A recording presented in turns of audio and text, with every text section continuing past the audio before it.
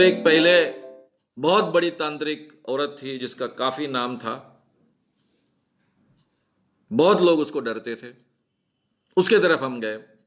मेरे साथ में करीबन 10-15 प्राध्यापक थे, बहुत बड़ा कॉलेज है, और 50-60 के ऊपर 100 तक के विद्यार्थी।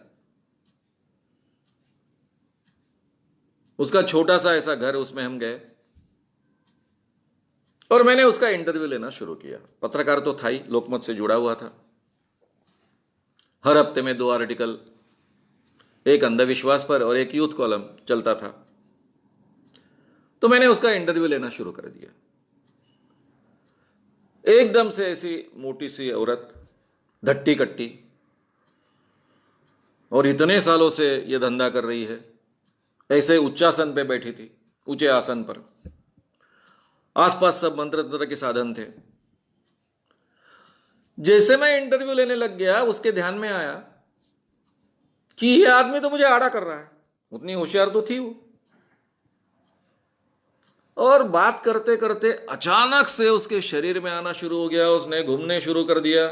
मैंने बोला चलो, इसका अभी देवी का नाटक शुरू हुआ।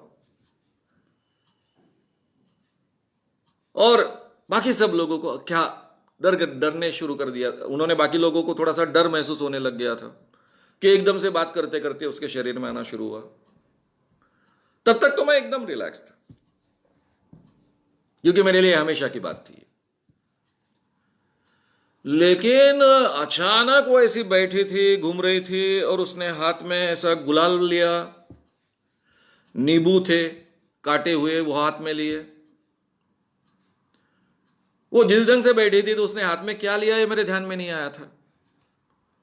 और अचानक से एकदम से खड़ी हो गई, जोर जोर से नाचते नाचते, तुले दावते ऐसा करके उसने सब वो नींबू निचोड़ कर मेरे शरीर पर फेंकना शुरू कर दिया। नींबू, गुलाल, जो भी था सब शरीर पर धड़ा कर गिर रहा है। जितने भी मेरे आसपास प्राध्यापक बैठे थे सब भागकर खड़े हो गए, सब विद्यार्थी भाग गए, मैं अकेला वहां था। 5 मिनट तक वो नाच रही थी, उसका तांडव शुरू था।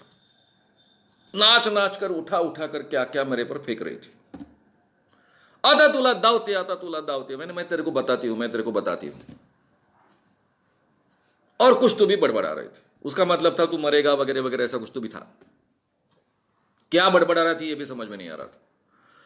5 मिनट उसने हुड़दंग मचाया, पूरी जमीन ऐसी हिल रही है। पहले ही वो बहुत लट्टी कट्टी थी, नाच रही है जोर जोर से, तांडव नृत्य कर रही है। 5 मिनट होने के बाद में बैठ गए।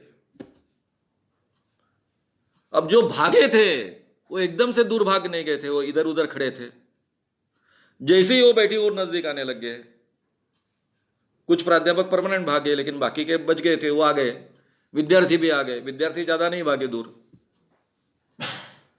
और फिर उसने बैठी वैसे, मैंने बोला, शांति से बोला एकदम से, हो गया? वो बोले हाँ हो गया। बोला बस? बोले हाँ बस, मुझे इतना ही आता है, बस आज से यह धंधा बंद। और उसने तुरंत मान्य कर दिया कि बंद। आज से तो कोई तंत्र मंत्र का साधन नहीं करेगी, कुछ नहीं करेगी, लोगों को ठगेगी नहीं। हाँ बोले, नहीं करूंगी, तुम्हारे सामने तो मेरा कुछ चलता नहीं है। ये जो उसका 5 मिनट तांडव चल रहा था, ये बात है 84-85 की। अभी अभी मैंने संगठन शुरू कर 2-3 साल हो गए थे। मैं बचपन में बहुत अंधविश्वासी था, बहुत सजेस्टिबल था।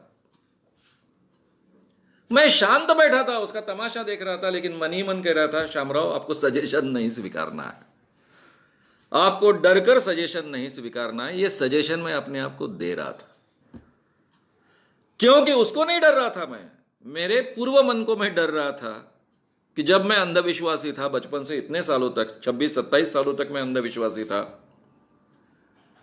वो अंधविश्वास कहीं मुझ पर हावी ना हो जाए, मेरा मन सजेशन ना स्वीकार ले।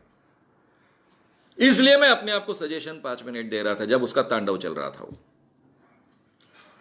तो अब जब मेरे जैसा एक कार्यकर्ता जो काम कर रहा है, उस पर भी पुराने संस्कारों के कारण सजेशन का परिणाम हो सकता है, ऐसी अवस्था है, तो मित्रों जो लोगों को ये आत्मविश्वास ही नहीं है कि सामने का तांत्रिक मेरा कोई बिगाड़ नहीं सकता है, मांत्रिक मेरा कोई बिगाड़ नहीं सकता है, तो उन पर कितना असर होगा।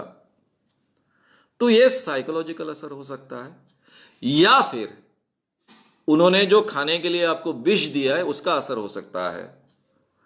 लेकिन इस दुनिया के किसी भी तांत्रिक में, मांत्रिक में आपको मारने की या फिर बीमार करने की क्षमता नहीं होती है। ये केवल हमारे अंधविश्वास है। अगर आपको ये वीडियो पसंद आया हो तो उसे ज़रूर लाइक करें, लोगों में ये अवेयरनेस फैलाने में हमारी मदद करें। वीडियो को ज़रूर शेयर भी करें। तो हमारे YouTube चैनल श्याम मानव को विज़िट करें।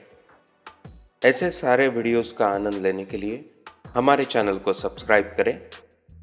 उसके लिए सब्सक्राइब बटन दबाएं।